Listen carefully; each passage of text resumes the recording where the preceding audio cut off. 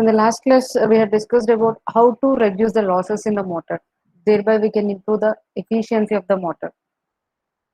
So we have to incorporate some design specifications, or we have to use some material, high quality material. Then we can reduce the losses.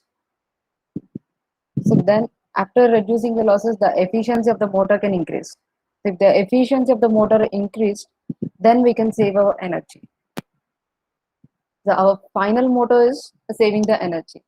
If you use efficient motors, energy efficient motors, then you can save the energy. So that one is over. Now coming to the next topic, what are the factors which affects the energy efficiency? While operating the motor, what are the factors which affects the energy efficiency? That also we have to know.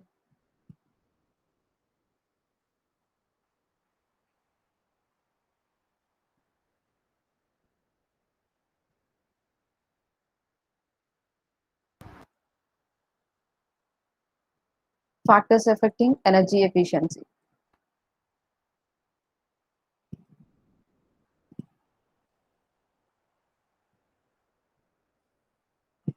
There are some factors which affect the efficiency of the motor. So let's discuss those factors today.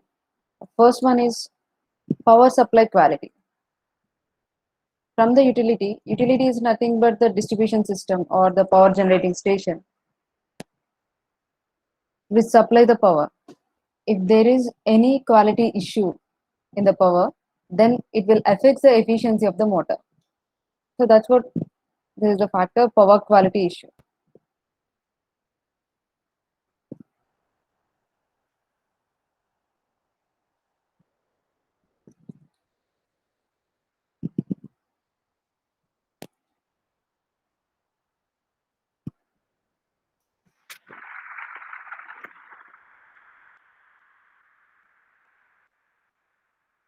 Next one is motor loading.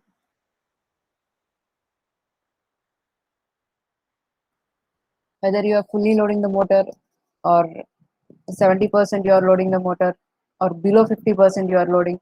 So based on that motor loading also, the efficiency will depends. The third one, sizing to variable load.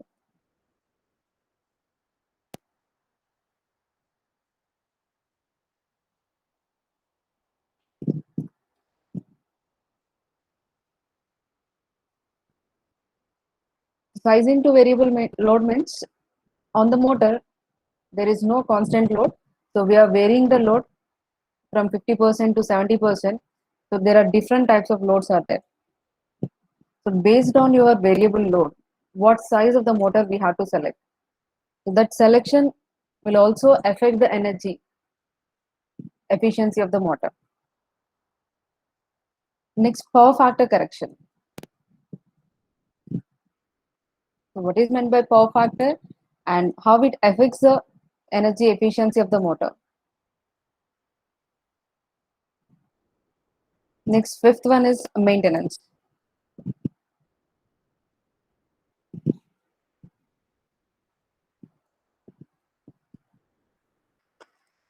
Sixth one, age. Age of the motor will also affect the efficiency of the motor.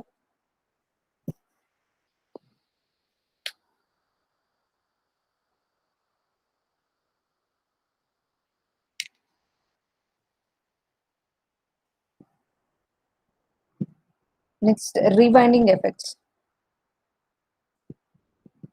If any motor burn due to some accident, then the winding should be rewound. So that rewinding will also affect the efficiency of the motor. How you are rewinding the motor, that will affect the efficiency. Let us see one by one.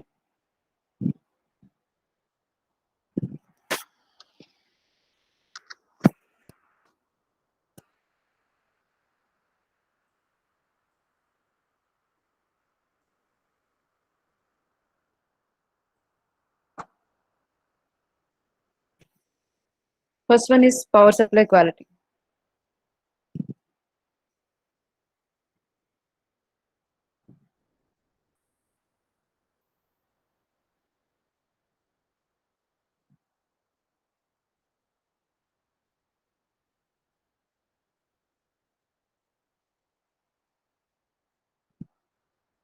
So from the substation, let us suppose we are getting power from the substation.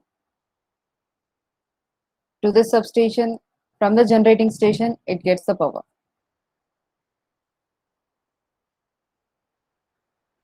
And from the substation, the power will be delivered to the transformer. From the transformer, we are getting the power to the end user. So this is the hierarchy of the power distribution.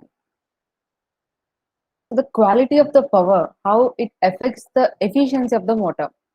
So first of all, the power quality depends on what? So whatever the power from the generating station we are getting, that power only we have to use. But motor performance is affected considerably by the quantity of input power, quality of input power. That quality of a power depends on how can we say whatever the electricity we are getting to our homes, how can we say that there is a quality, good quality, or it is not good? How can we say that?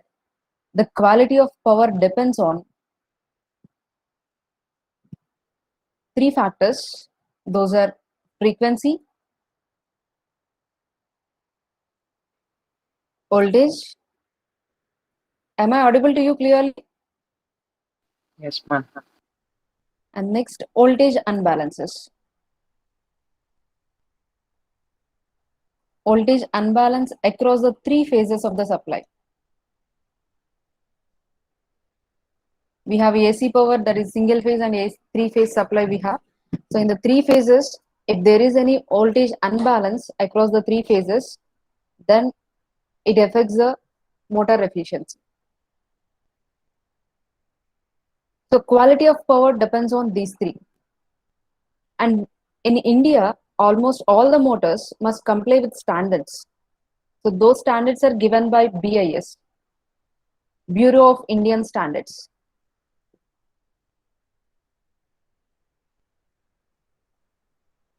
Based on these standards only, the motors must be designed.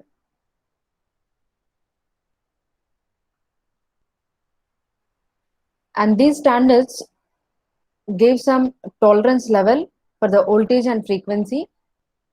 So while designing the motor should resist those tolerances. Suppose if there is any change in frequency, normally in India we have 50 Hz frequency. The frequency of our supply is 50 Hz, and the voltage we are getting, if it is single phase supply, 230 volts. These must be constant. All our electrical appliances are designed according to this voltage and frequency.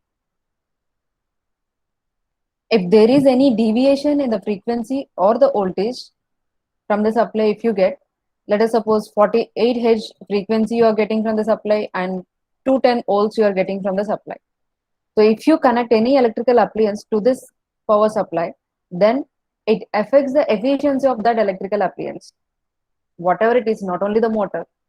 So every electrical appliance must operate on 50 Hz, 230 volts. That is standard frequency and voltage. Must operate on those. Why? Because those motors or electrical appliances are designed according to that rating. But whenever there is any disturbance in the frequency or voltage, your quality of power is not good.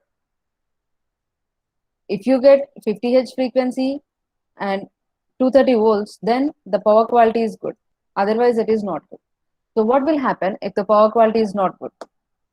So this BIS, Bureau of Indian Standards, gave you some tolerance level. Based on that, we have to design the motor. See, always we won't get good quality of power. Sometimes the frequency may deviate from the standard value, or the voltage can also be deviate from the standard value. Then your motor must operate with those values also. The efficiency of the motor should not affect by this voltage and frequency. Then the motor will be designed like this. So this Bureau of Indian Standards gave you the voltage tolerance level is plus or minus 6%. That means 230 volts plus 6% of the value, 230 volts minus 6% value. In that range, 230 plus 6%. Let us suppose 236 volts and this is 244 volts. If the voltage is varying between 236 to 244 volts from the supply, if you are getting the voltage between these two levels, then your motor must operate with good efficiency. So like that, the motor will be designed. With this tolerance level, considering this tolerance level, the motor manufacturers will design the motor. Then the motor can operate satisfactorily, even though the voltage is varying. So in India, normally the voltage tolerance level is 6%.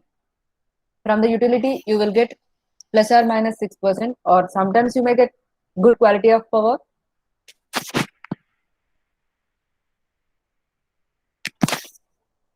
Sometimes you may not. The voltage level will be between these two. And frequency.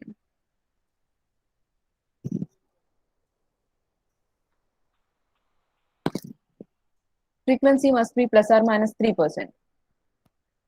It may be 50 Hz or 47, between 47 to 53 Hz. If the frequency is varying, the motor should tolerate that change in frequency. So like that, the motor will be designed based on this Bureau of Indian Standards.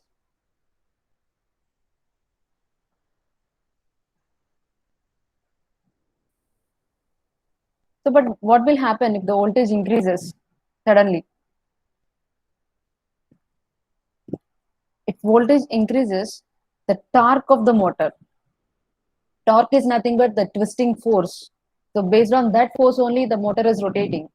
If there is no twisting force, the motor will not rotate. So if voltage, supply voltage increases, we are giving electrical input. That means we are giving voltage to the motor. So if the voltage increases suddenly, the torque of the motor will also increase. Why? Because the torque is directly proportional to the square of the voltage in the induction motors. Why I'm saying induction motors? Why? Because almost 90% of the load is the induction motors only. Even in our houses or in the industries, induction motors are there. In our houses means in the refrigerator, in the washing machine, in mixers, grinders, in all those the motors used is a single phase AC motors. Those are induction motors. And in industries, three phase induction motors will be used. So 90% of the loads are the induction motors. So whenever the voltage increases, the torque of the motor will also increase suddenly. Then speed of the motor will also increase, current increases, thereby the noise produced by the motor will also increases. If the voltage increases, these are all will be increases. And what will decrease? The power factor. Power factor of the motor will decrease. So do you know about power factor? What is meant by power factor? Anyone know about this?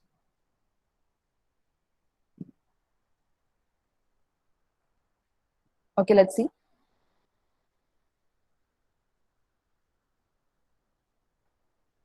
If power factor is high, the motor will take less input. Suppose if the power factor is low, the motor will take high input. That means the consumption of electrical energy will be very high if the power factor is low. But if the power factor is less, if the power factor is high, it takes less electrical energy from the supply. So if power factor decreases, what will happen? It draws high amount of current from the supply. If the current increases, thereby the losses will increase. Why? Because I square R losses will be there in the motor. Therefore, the efficiency of the motor will be decreased. If power factor increases, the motor will draw a large amount of input from the supply. That means it consumes more energy that is not required. So our efficiency should be increased. So that's why the voltage variations, the motor must tolerate those voltage variations.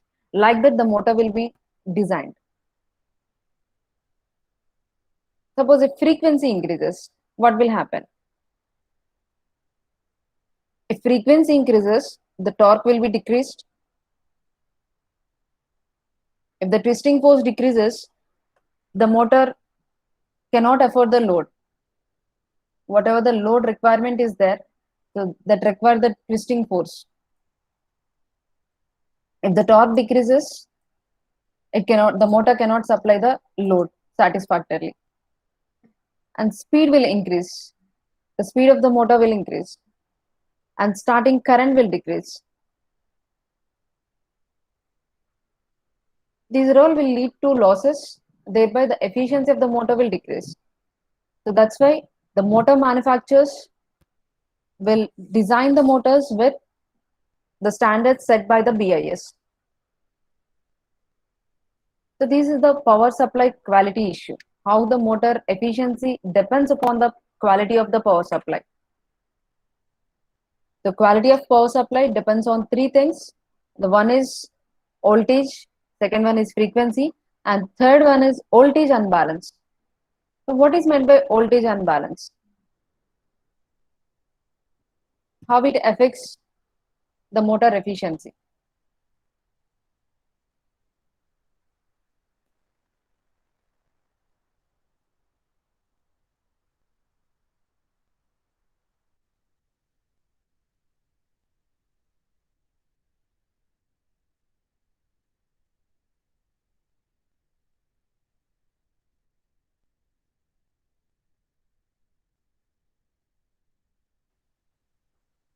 Are you listening?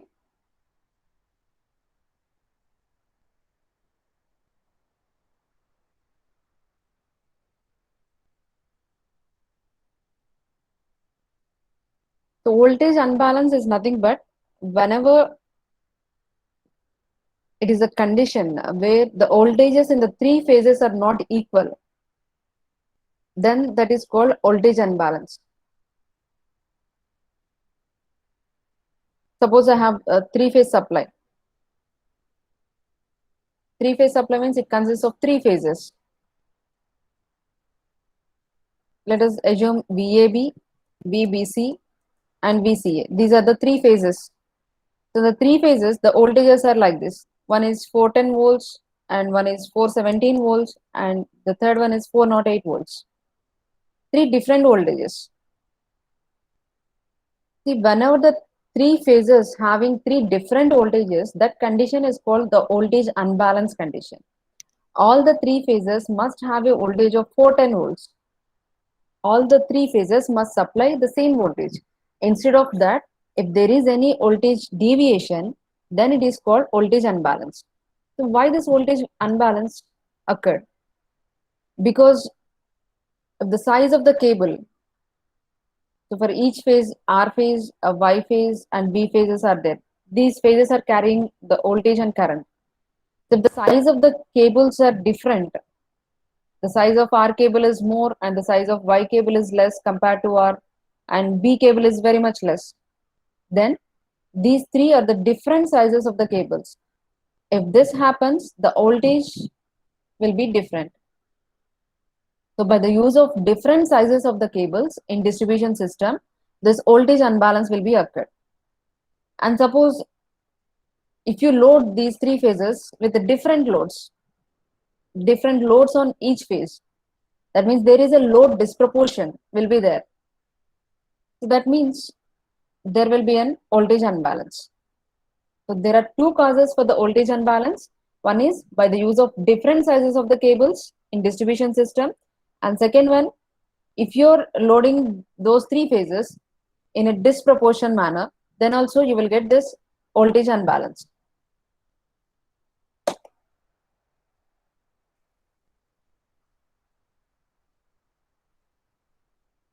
Then how can we calculate this voltage unbalance? So the voltage, what is the percentage of voltage unbalance? How can we calculate? The voltage unbalance is equal to, the formula is maximum deviation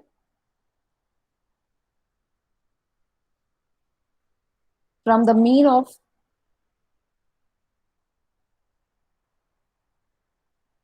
three phases VAB, VBC, and VCA by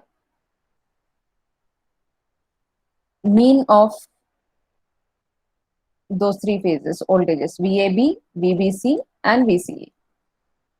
By using this formula, you can find out the voltage unbalance, how much voltage unbalance is there in the system. So I have the three voltages values 410, 417, and 408. First, find out the mean. Mean is nothing but the sum of the voltages by the number of voltages. 410 plus 417 plus 408 by the number of voltages are 3. So then the mean I got is 411.7 volts. This is the mean of the voltages.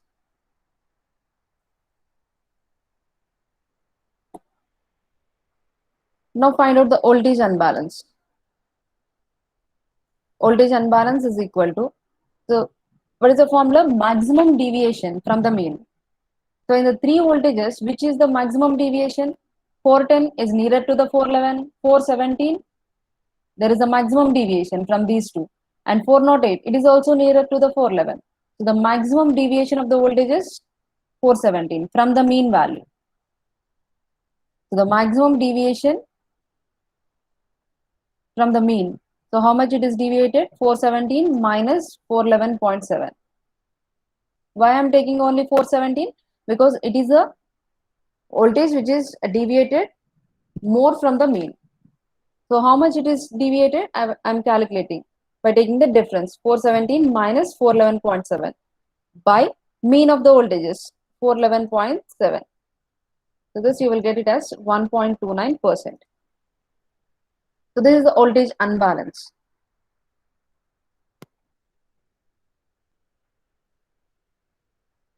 If the voltage unbalance occurred, then what will happen? So this voltage unbalance is mainly the power factor problem. It affects the power factor of the motor. Motor power factor will reduce because of this voltage unbalance. If voltage unbalance is more, the power factor will reduce more. Then I already told you, if the power factor is less, the motor will draw more amount of input from the supply. Thereby the losses will be increased and the energy consumption will be increased. So if it draws more amount of current, motor gets overheated. And how much amount of additional temperature is raised due to this voltage unbalance will be given by the formula, that is 2 into voltage, the percentage voltage unbalance square.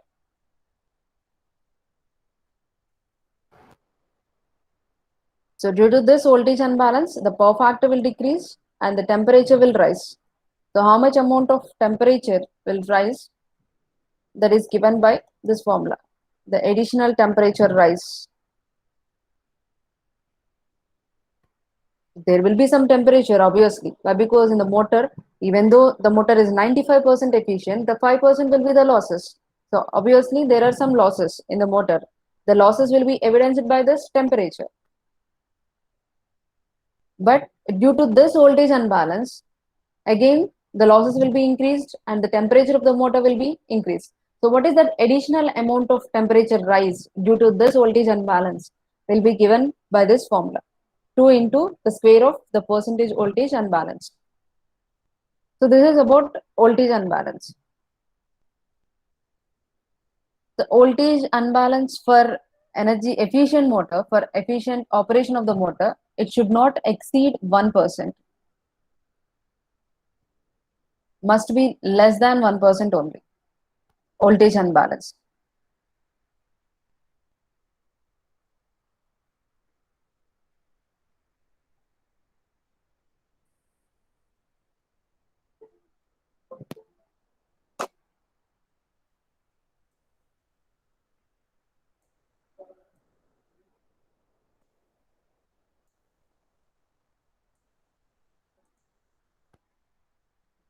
Next one is motor loading.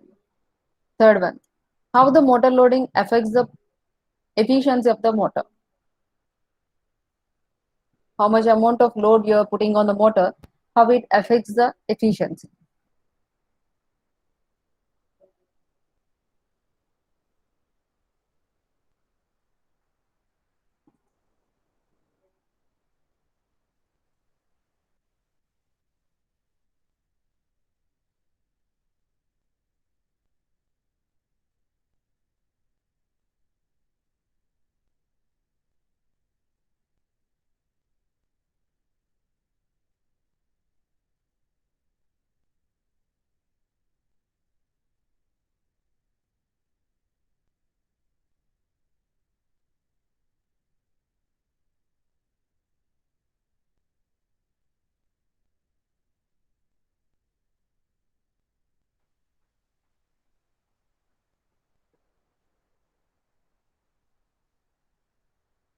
How can you know that the loading of the motor, how much percentage you load the motor?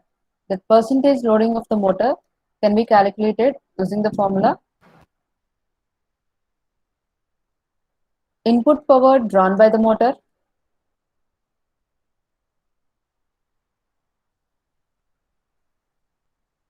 that is in kilowatts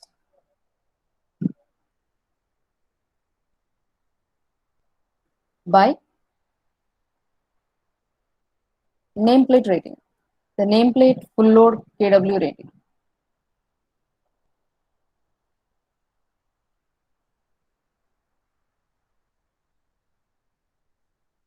Nameplate full load kW rating means that is the rating of the motor. That means 100 kilowatts motor it is.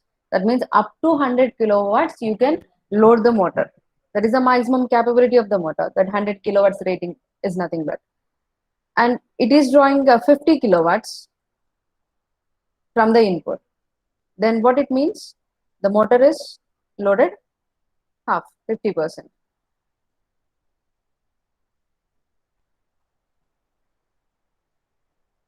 So only 50% load we are applying on the motor. So by using this formula, we can find out the loading of the motor. The input power drawn by the motor to the nameplate full load kW rating.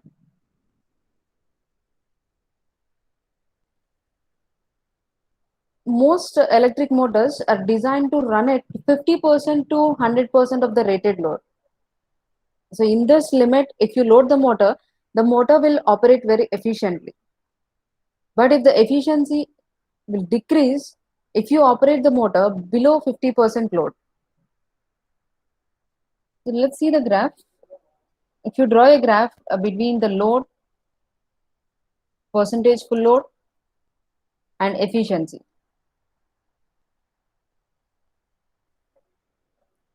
Even in the BW lab, you may observe this. You remembered or not, in the BW lab, we have machines experiments, the load versus efficiency graph. If you keep on increasing the load, the efficiency of the motor will increases.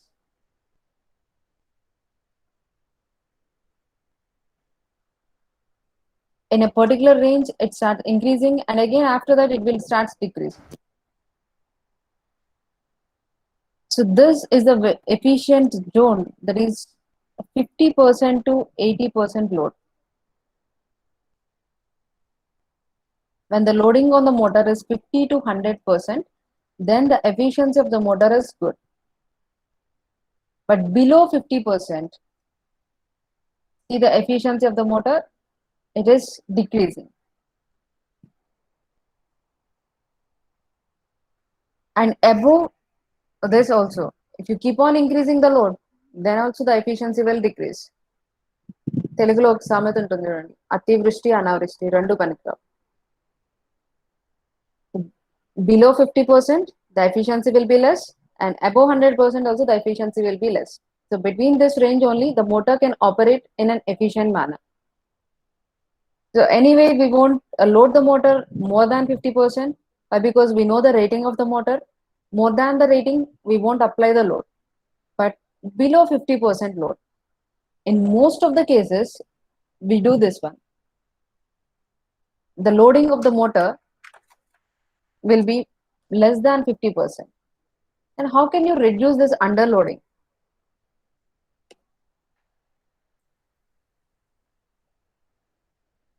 The common misconception is if you load the motor with a less load, the motor will operate very efficiently and it draws very less current. No, it's not correct. So if you load the motor below 50%, then it will draw more input from the supply. The energy consumption will be very high and the efficiency is less.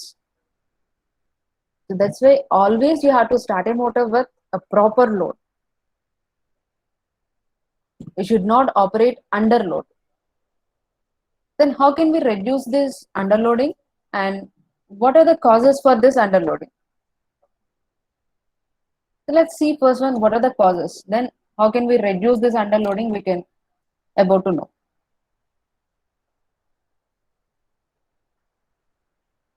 So what are the causes for this underloading? That means why the motor will be loaded below this 50%. See, some applications require a very high torque for the starting purpose.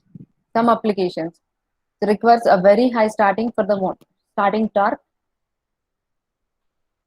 Then generally the people will think the large rating, selecting a large rating of the motor will suitable for this application. No, it's not right. If you select a large motor for an application requiring the high starting torque, then it causes this underloading. The load is very less. It just requires a high starting torque. That's it. That doesn't mean you have to select a large rating motor. So if you select a large rating motor and you are applying a less load on that, then it is the cause for underloading.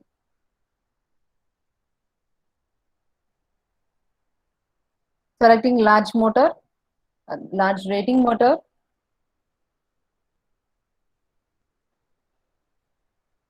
for high starting torque application.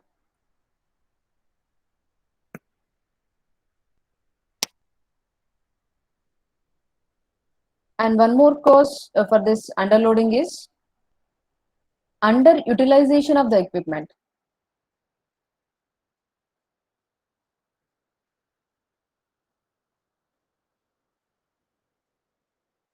Underutilization means you are not utilizing the equipment properly. You are not loading the motor properly.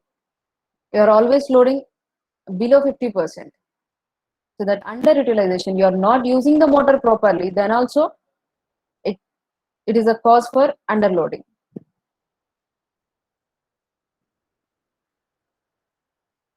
So these are the main causes for the underloading. Then what we have to do? How can we avoid this underloading? So first you have to evaluate the load carefully, then it will determine the capacity of the motor that should be selected.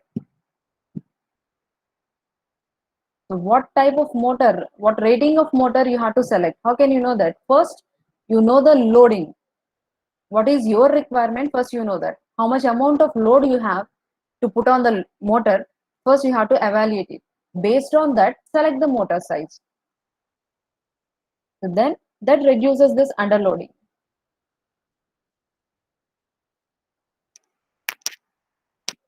The first one is a careful evaluation of the load will determine the capacity of the motor.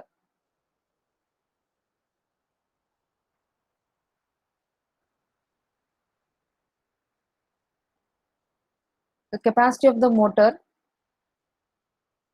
must be selected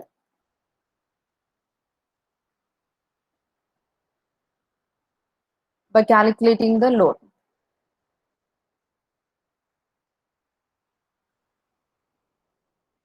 And one more thing to improve the motor loading, by operating in star mode.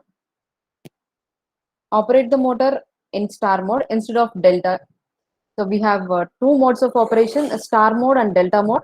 If you operate the motor in delta mode, that will cause the underloading. But if you operate the motor in star mode, that reduces this underloading.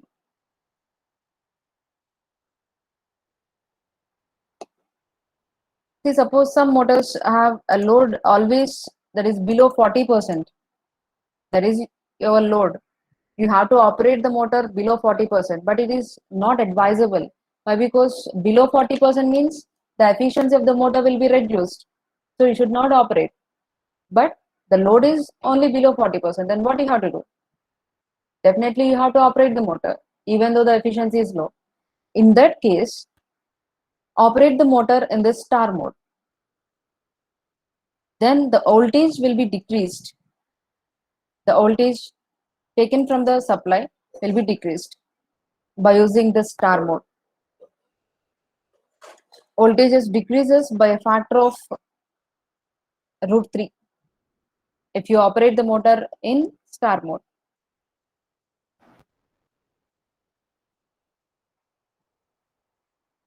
See, suppose if you are taking a motor and it is operating in delta mode, it takes 15 kilowatts.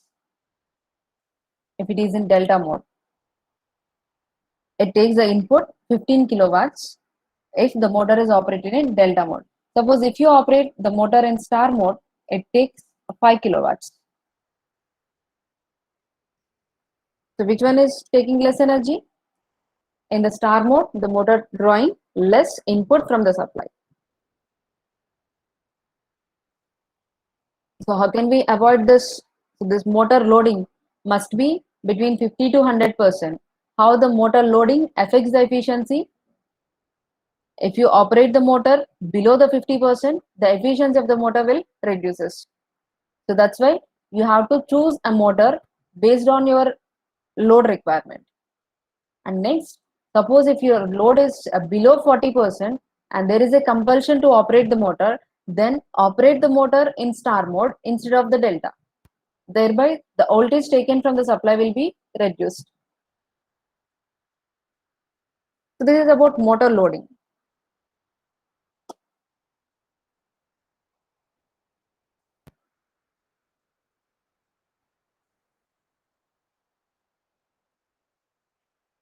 What are the factors we have total? First, power supply quality. Second one is motor loading. And third one, sizing to variable load.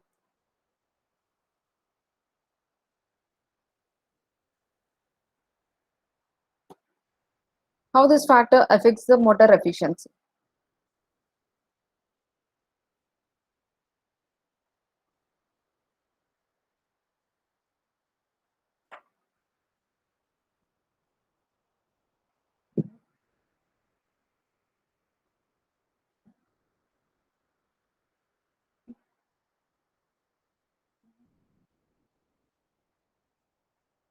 In industries, the motors will operate frequently under varying loads. Varying load means on the motor, sometimes it is 50% load will be there, sometimes 70% load, sometimes 60% load. So different loads will be there on the motor. This will happen in the industrial motors. Frequently, they operate under this varying load condition due to some process requirements. So based on the requirement, the motor has to operate with different loads. So if the motor operates in different loads, what is the size of the motor you have to select? See, a common practice in these cases is whenever you found a variable loads on the motor, the people will select a motor based on the highest load. In these three loads, what is the highest load? 70% is the highest load. So based on this load, they will select the motor. The size of the motor they will select based on this highest load. That is a common practice. But whenever you are operating a 50% or 40% load, then automatically it is underloading. You are doing underloading to the motor. So that reduces the efficiency of the motor. So what you have to do?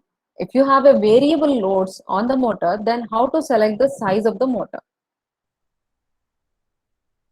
So there is an alternative approach for selecting the motor whenever we have a variable loads.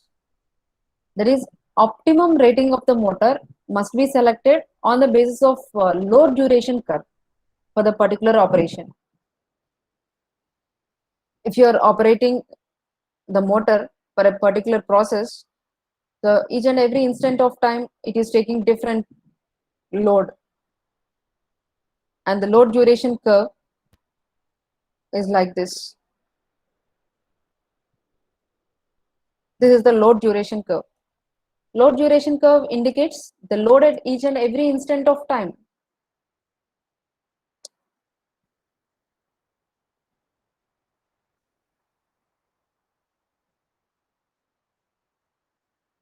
At this instant of time, the load is this much. This is load on y-axis and this is time on x-axis. So each and every instant of time, the load will be given by using this load duration curve. So then select the rating of the motor on the basis of this load duration curve. And how can we select? The motor rating would be selected slightly lower than the peak load.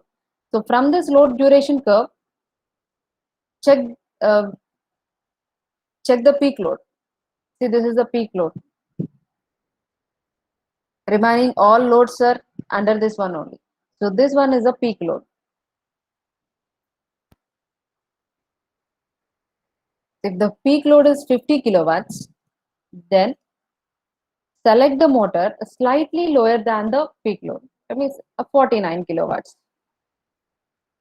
Now select the motor which has the rating of 49 kilowatts.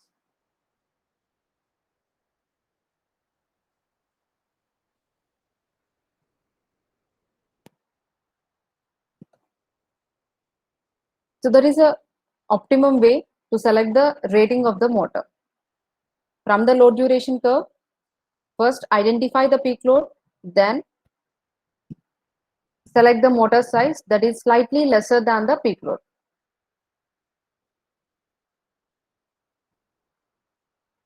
So why we have to select this motor like this? How it affects the motor efficiency? I will give you an example. Lathe machines. You may heard about this, mechanical people. It is a cutting machine. See, rarely, whenever the manufacturers are designing these machines, these motors for the lathe machines, they will keep in mind that the motor, the application required is the motor must cut anything. The lathe machine is used to cut something. So the deep cut, ఎంత వీలైతే అంత cut చేయడానికి ఆ motor use అవ్వాలి. చాలా design చేస్తారు. But in practice these lathe machines will rarely use that one.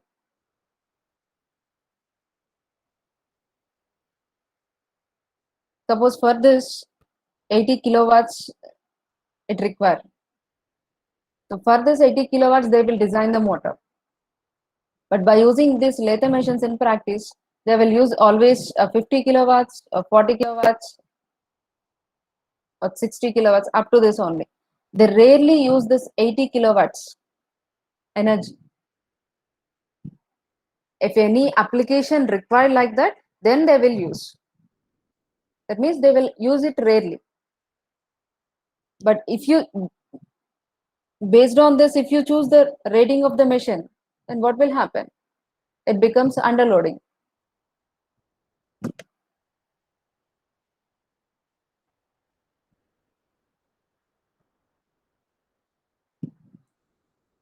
Next one, power factor correction.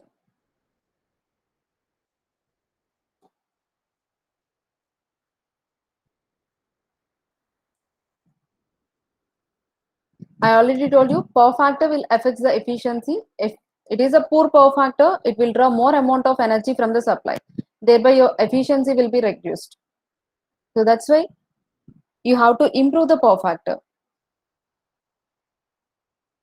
So all the induction motors, if the motor is having power factor less than 1, then it will leads to lower the efficiency. If the power factor is less than 1, the efficiency will become reduced. So how can you improve the efficiency? By connecting a capacitors. By connecting capacitors in parallel with the motor. So you have to use capacitors to improve the efficiency. How can it improve? By connecting capacitors in parallel, the power factor will be improved. Due to the use of these capacitors, power factor will be improved. If the power factor increases, the efficiency will be increased.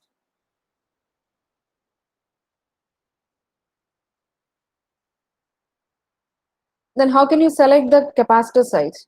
So in general, the capacitor selected should not exceed 90% of the no load kVAR of the motor. The no load kVAR will be given by the manufacturer. This rating will be displayed on the nameplate of the motor. So based on this, you have to select the capacitor size. The capacitor size must not exceed this 90% of no load kVAR. So that capacitor you have to select. And you have to connect those capacitors in parallel with the motor. Then the power factor will be improved, thereby the efficiency will be improved. Next one, maintenance.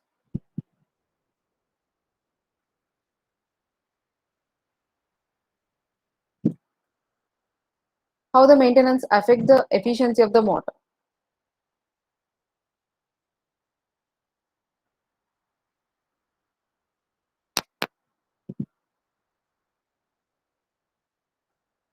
There must be a proper maintenance. Maintenance is nothing but if there is any air ducts, a proper for proper ventilation. If there is any dust is there, you have to look into it, and whether the lubrication for avoiding the frictional losses, the lubrication is there or not, you have to check it, and bearings for reducing the frictional losses. So about the bearings, about the lubrication material, and if there is any dust is there in the air ducts. Air ducts are usually provided for ventilation purpose. Suppose if dust is there in the air ducts, what will happen? Proper cooling will not be given to the motor. So that's why you have to clean it properly. So that maintenance must be there for efficient operation of the motor. If the maintenance is not there, the good maintenance is not there, then the efficiency of the motor will be reduced. If the lubrication is not there, you didn't check it properly, then what will happen? The frictional losses will be increased. If the loss is increased, the efficiency will be reduced. And next one, age. So silicon steel material is used. The life of this material is very high, but even then, you have to look into this, the maintenance. If the proper maintenance is there, the age, lifespan of the motor will also be increased. Even though you are using a good material for the motor, the proper maintenance increases the lifespan of the motor.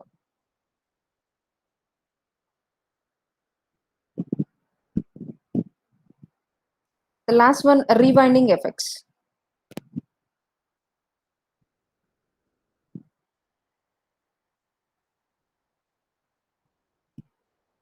So I already told you, rewinding means and common practice in industry. Whenever there are burnout motors are there, we have to rewind. So nowadays the population of these rewound motors are increased. They are exceeding 50% of the total population of the motors. So sometimes a careful rewinding can increase the efficiency, but in most of the cases, if the rewinding is not done properly, the losses will be increased, thereby the efficiency will be reduced.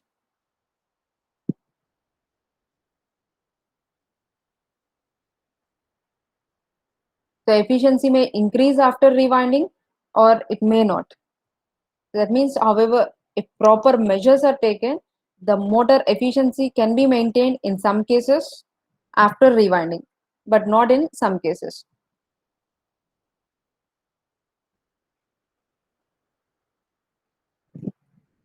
So that's why there is a careful monitoring in the rewinding. Then only the efficiency can be improved. Or else whatever the previous efficiency of the motor is there, that we can maintain. If the rewinding is not done properly, then the efficiency may decrease. So these are the effects which affect the efficiency of the motor.